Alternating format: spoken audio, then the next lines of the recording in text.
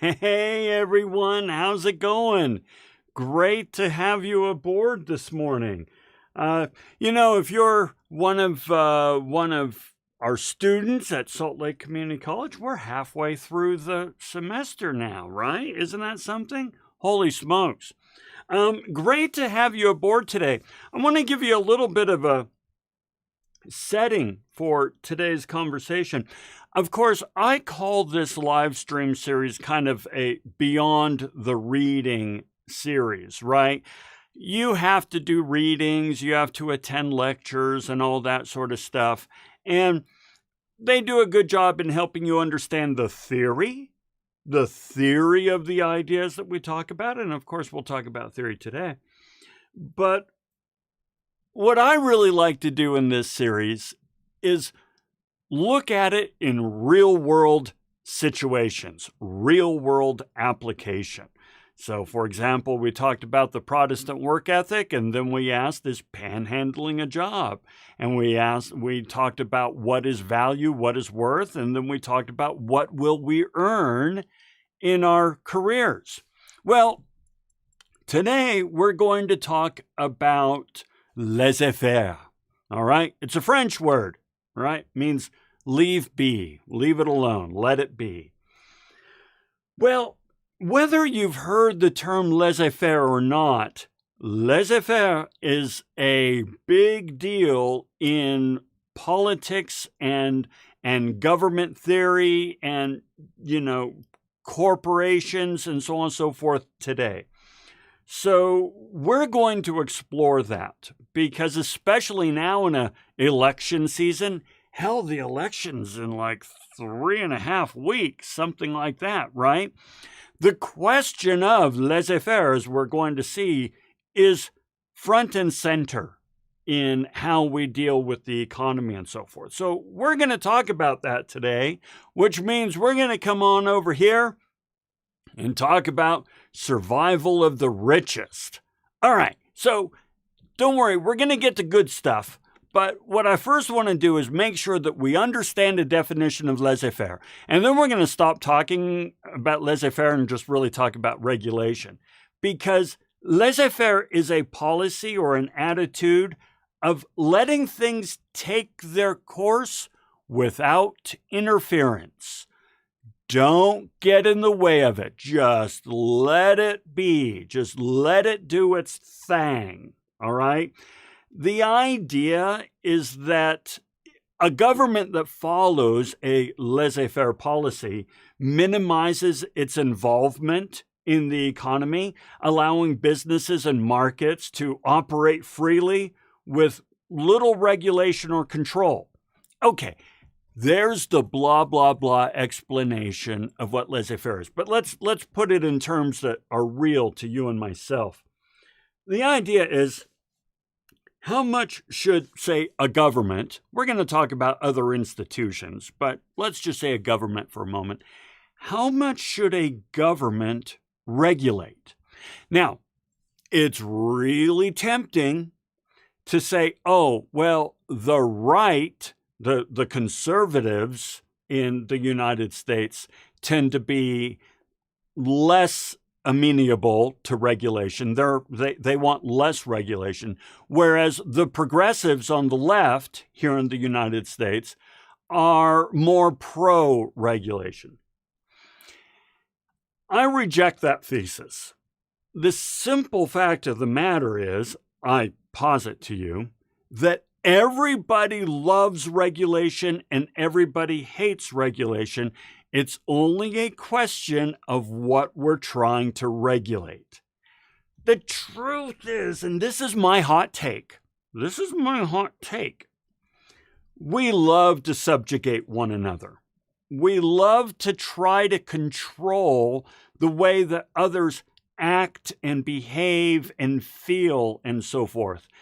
Now, we may not think that, but we do it in our behavior. When we mock someone, when we tease someone, when we post a meme, when we shit post, when we troll, when we, set rules for a HOA, homeowners association, when we're driving on the road and we honk because somebody didn't do something exactly the way that we wanted them to.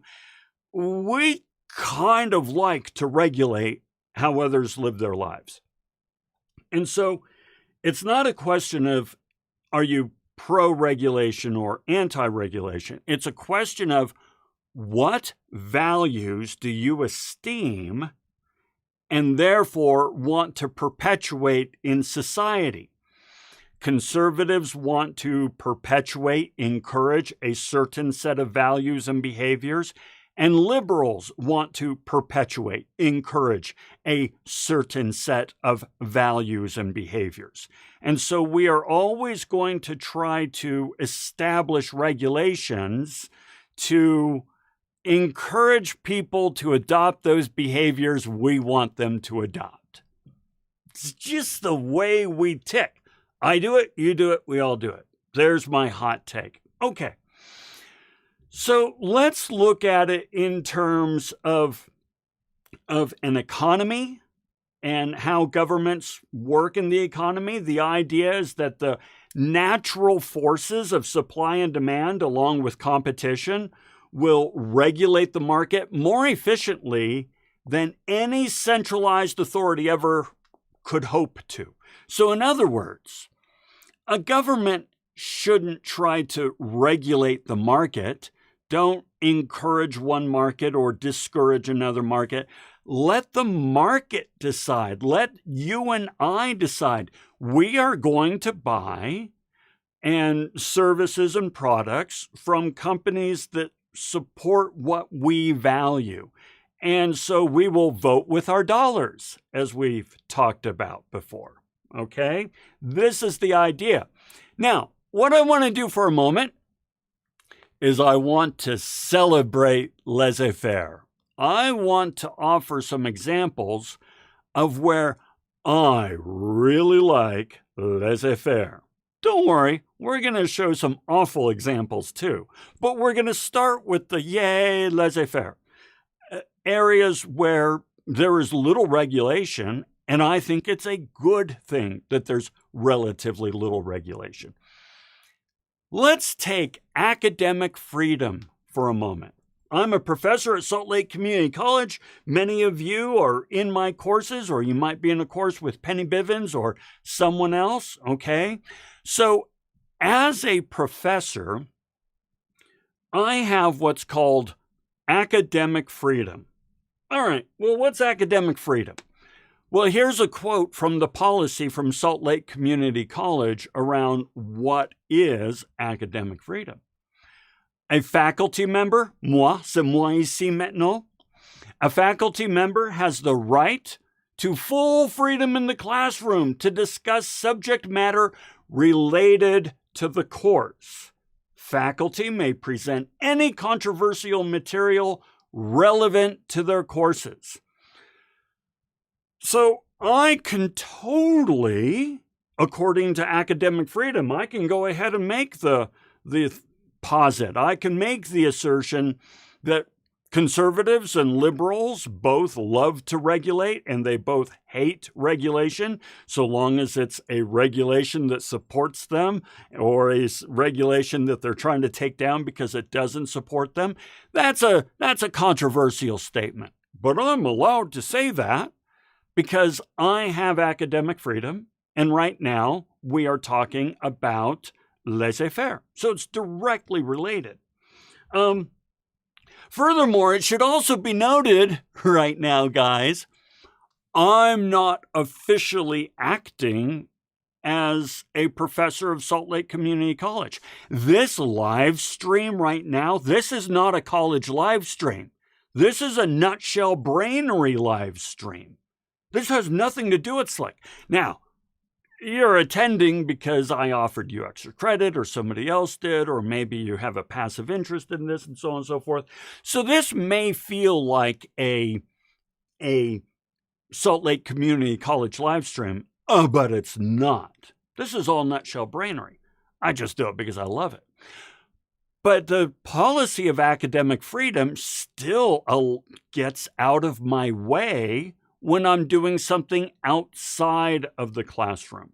As the policy says, at all times, faculty members should strive to be accurate, exercise appropriate restraint, show respect for others, and make every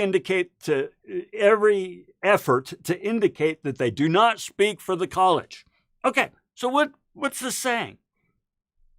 It's saying all I have to do is be a good person and indicate that I don't speak on behalf of the college. So, everyone, I am officially stating, for the record, I don't speak on behalf of the college. But that's not regulation. This is just saying, Lon, don't be a dick. Be accurate, exercise appropriate restraint, show respect for others. In other words, laissez-faire says, listen, people are generally good. They want to do good and they want to help one another. You don't need to regulate morality. You don't need to regulate speech. Just let people do what they do and let the market decide. We still have a few folks here, right? Right now, you've attended, 4 or 5 of these live streams. If you didn't like them, there's no number of points I could give you that would cause you to keep coming back. Or at least, I don't know if you like them, but it at least has been interesting enough that you keep coming back. That is the free market doing what it does and rewarding you and me accordingly. Okay. That's pretty awesome. Couple other, but now, hold on, I put the slide in the wrong place. But now, there is a problem. I'll come back to that other slide. So I've just been sitting here saying, yay, laissez-faire, and I benefit from laissez-faire. I benefit from laissez-faire in terms of academic freedom. I benefit from laissez-faire in terms of my live streams. Sure, YouTube has some policies that say that, Lon, if you do this, this, and this, you can't monetize. Okay, fine. I can then make a decision on whether or not I do this, this, and this, right? All right. But laissez-faire also has some problems, also has a dark side, all right? Once again, let me be just a little bit controversial, but I can do that because of academic freedom. Laissez-faire kind of promotes this idea of survival of the fittest. Now, survival of the fittest, as you know, is a biological theory, right? It's the theory of evolution. It's all about natural selection. There we go, natural selection. Let the market decide is like natural selection. If somebody likes their services, they will survive. If somebody doesn't like services, then those services will not survive. It's survival of the fittest. Those most able to adapt to the demands of the market are able to adapt to the demands of the environment, which in this case is the economic market, are able to survive, which is to say outcompete others for scarce resources or, say, customer dollars. So let's say that, my YouTube channel, Nutshell Brainery, I don't compete with the big guys and gals. They are just too dang good. They offer products and services that the market really, really, really wants. My products and services, they serve a niche market, but a relatively transient market. Once you're done with the class, you're kind of done with Nutshell Brainery. That's not the way I want it, but it's just the way it is. The market decides. Laissez-faire, okay? And the scarce resources that I compete for is your attention. I'm competing for your attention, but I have to compete with a lot of other better channels, channels that better compete. This is laissez-faire. This is natural selection, survival of the fittest. That's just the way it is. Okay. But now here's the thing. I'm not going to read through all this. I'll just kind of talk through it.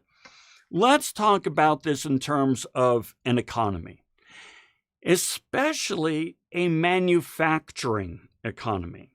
So years and years ago, as in decades ago, the United States was a manufacturing juggernaut.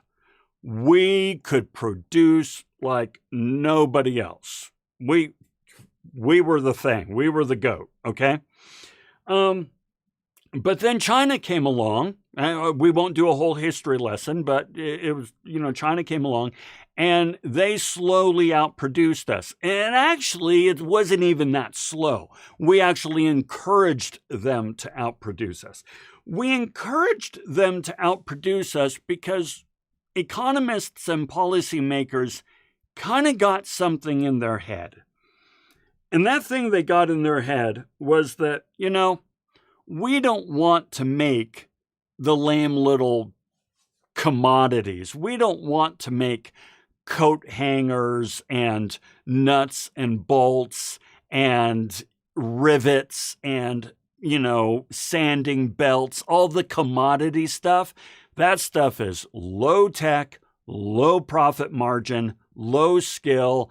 We will let China make the artificial doggy doo-doo little thingies, while we, here in the United States, we should focus on things like semiconductors and solar power cells and all kinds of really cool high-tech industry things, because this is where the future of the economy is.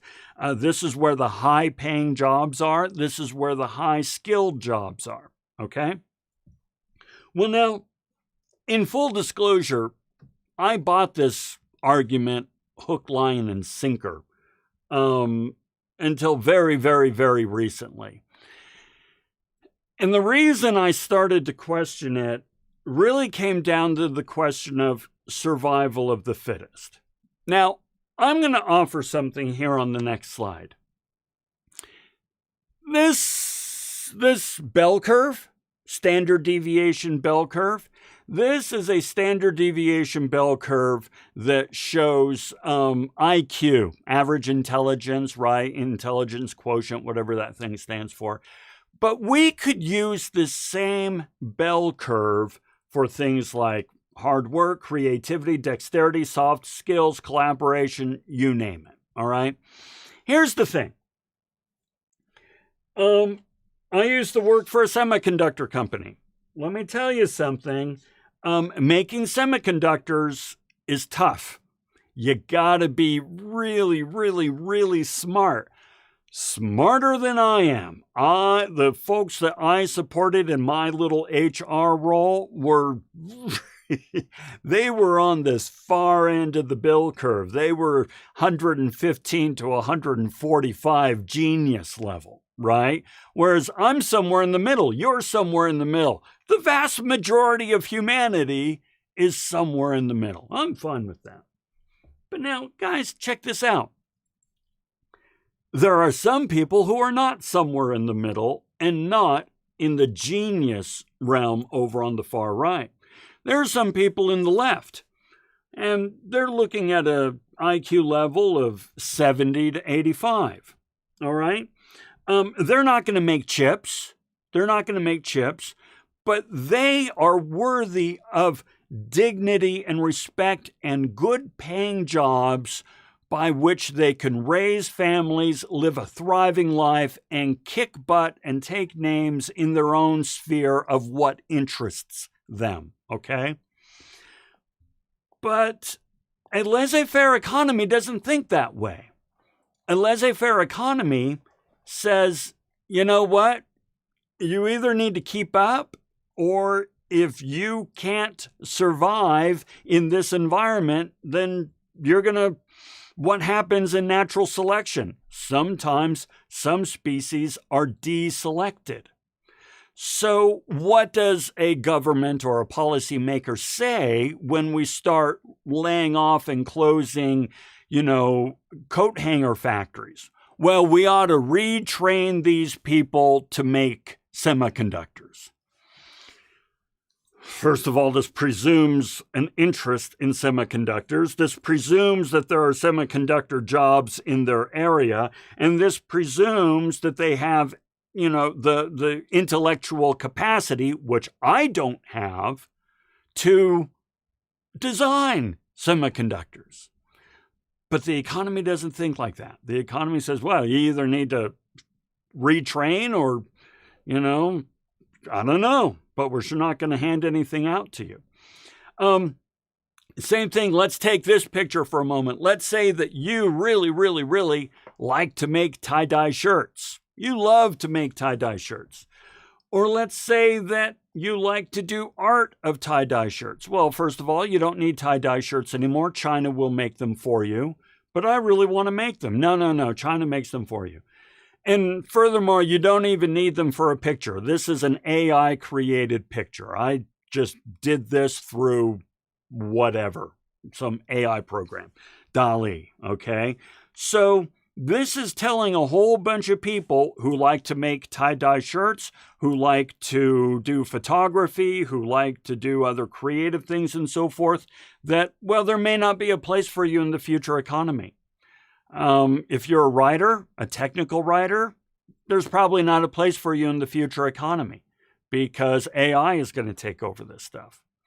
So there's that sort of, as I say, survival of the fittest thing that laissez-faire kind of pushes some groups aside. I'll come back up here, give you a couple of examples here. This podcast right up here on the very top, I know you can hardly see it. I apologize for that. But this is one I heard on the way home this morning from dropping off my wife. So this is published October 3rd. Okay, I heard this one today. This is talking about how the EU has a special designation for certain preparation of certain foods that if you are going to make, say, for example, a Neapolitan pizza, then you have to hold the ladle at a 45-degree angle when you're spreading the sauce. And the certain amount of this, that, and the other. Otherwise, you are not allowed to call it a Neapolitan pizza. And they're talking about how the country Turkey is trying to regulate kebabs and what can be called a doner kebab in Germany. In other words, they are regulating just about every aspect of how somebody makes food for somebody else to enjoy. And we're not talking safety, we're talking about tradition and so forth. It's fascinating. The picture below down here is of a series I like to watch on Amazon Prime called Clarkson's Farm. And it's especially season 2, is an incredible case study in how regulation can, to a preposterous degree, really stifle innovation, creativity, profitability, you name it. So because the Clarkson's Farm is regulated to the extent it is, as I say, especially in the second season, they have to walk away from all kinds of really good, solid entrepreneurial opportunities because, well, it's ridiculous, the reasons, okay? But now I want to give you an example that hits all of us every day. By the way, Fernando, you're absolutely right. You have to be creative in all kinds of businesses. Absolutely. Let's talk about social media. We'll use this as our final example for what laissez-faire, the harm that laissez-faire can do. So social media platforms don't really like to regulate what's on their platforms. They say, listen, we are exactly that. We are a platform. That means that we're not responsible for the content shared by our users. Free speech and laissez-faire. It's just a public forum, and anybody and everybody should be able to say whatever they want in this public forum. This is free speech at its best, according to the social media platforms.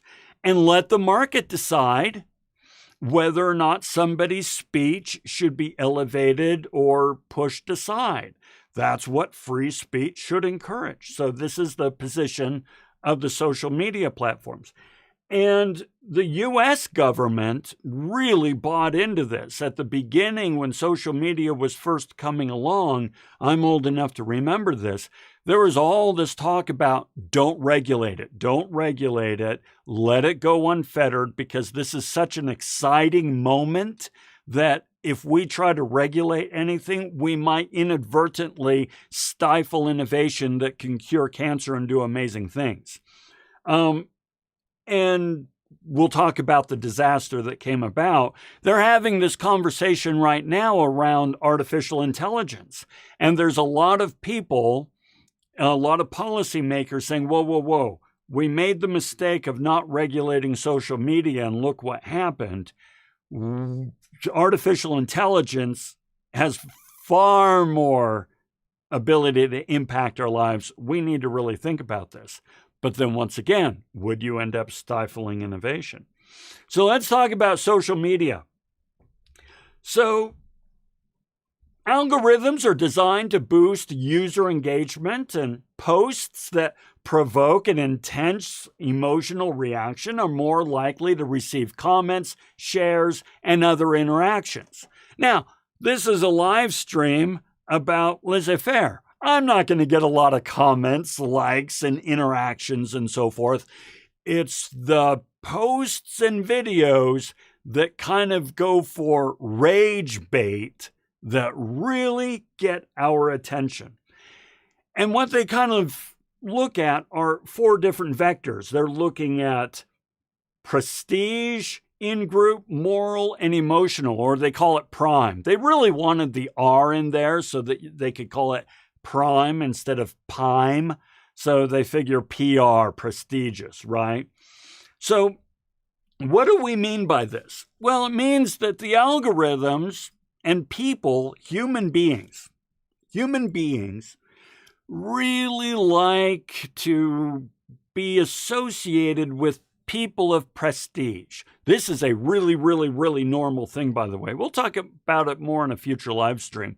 But we like to be associated with successful, powerful, charismatic, famous people.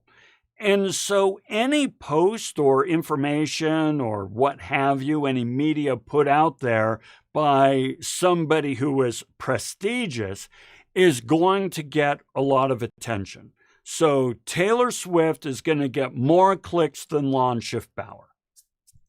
It's that simple. All right. We also have in-group. Social media has really created an environment where we don't have to listen to anybody we don't agree with. We can stay in our own little groups. We can make sure that our Reddit feed, we only go into the groups that we agree with on Reddit, that are X feed or what have you, and so on and so forth. The things we read on Facebook, if you do Facebook, we can really make sure that we stay dedicated to our in-group in social media. So anything that supports what we think and feel and believe, we're going to up that stuff. And then content that involves a moral judgment or sort of highlights ethical concerns really provoke our interest. So we're seeing a lot of this in terms of political posts and so forth, and social behavior posts, and what is what right and what is wrong. These things really get up there. And then, of course, emotional.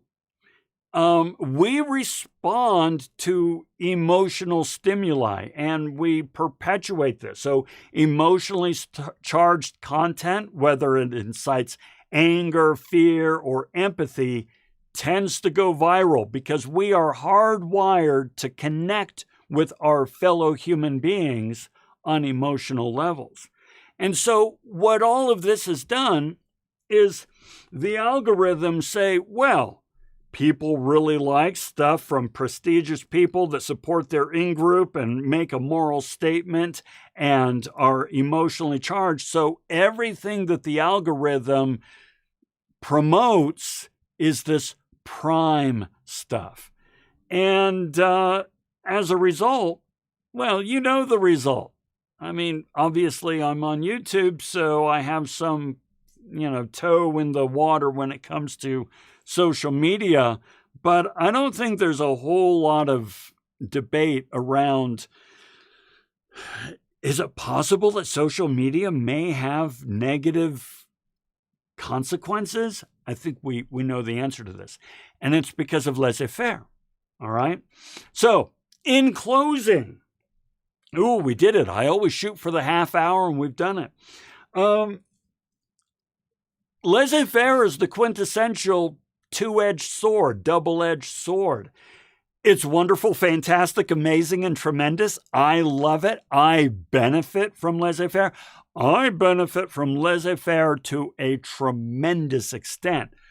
But it's also because I am a certain market or a certain demographic and psychographic that laissez-faire is actually designed to benefit. Call it privilege, if you will. Laissez-faire is designed to benefit people like me. And so, as a result, it could invite us to pursue our own incentives at the expense of others. Sure, if we enact this policy, I'll just close on this. You think about interest rates. We're starting to lower the interest rates now, just barely. But understand, when they were raising the interest rates, that was to try to fight inflation, which is good for everyone. We want to fight inflation. But they also knew that a lot of people were going to be losing their jobs. It's just the way it is. And I'm sorry if you're one of the people who loses their jobs, but, the invisible hand demands a sacrifice. In order to bring about a healthy economy, there will be casualties. And that's survival of the fittest. It's kind of a dog-eat-dog philosophy. So Christina says, agreed, Fernando, sounds exhausting. I'm up for the challenge, though, right, when it comes to creativity and all that we do. So in any case, folks, there we go. Thank you very much. Not the most interesting of topics, but I hope I was successful in taking an abstract idea like laissez-faire and making it more immediate and meaningful to you and myself in our modern day world, and looking at both sides of it, the pros and the cons. It's up to you to decide where you stand on it. And of course, where we stand on it may depend on whether or not we're benefiting or being harmed by it. So just a thought. All right. As usual, if you are in my class, send me an email. Let me know you're here. We'd like to add those little extra credit points. I'll stick around if you have any comments or questions. But otherwise, have a fantastic rest of your Friday. Fridays are always great. And have an even better weekend. Leslie, thank you very much. And yeah, weekend. It's almost here. We're going to do some more Halloween decorating. We did a whole bunch of Halloween decorating on Wednesday.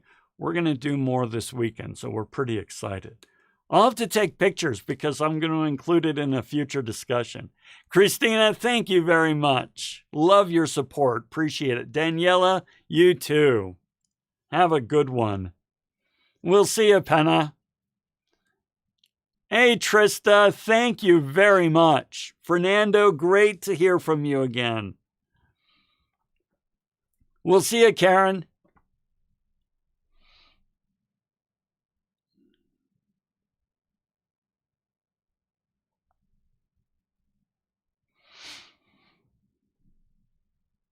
All right, I see folks dropping off, so I'm going to go ahead and wrap things up. As I said, have a fantastic weekend, and we'll see you next week.